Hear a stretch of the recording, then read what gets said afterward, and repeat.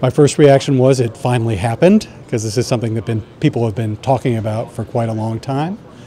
Then I thought, well, this will be an interesting moment because these Korean negotiations that everybody's focused on really need strong leadership at the State Department, and it's likely that Secretary Pompeo will be more closely aligned with the President than Secretary Tillerson was. Secretary Tillerson had a view that the Iran deal was something worth preserving, and he advocated for that with the President, and he worked with European allies to try and come up with arrangements that would allow the United States to remain in the Iran deal.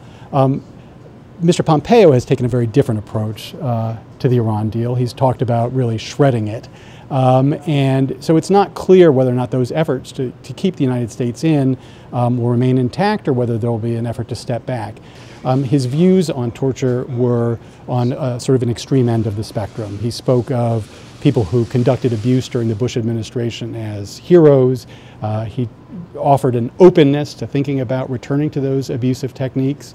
And as somebody who worked in the Obama administration, also worked in the Bush administration, and saw how the stain of torture really impacts the United States profile and its ability to lead on rule of law issues around the world, that's a real concern. Now that you have Mr. Pompeo moving over to the State Department and his deputy moving up, that deputy, Gina Haspel, had a record of running a black site during the Bush administration, playing a senior role in components of the CIA that were involved in running a program that has been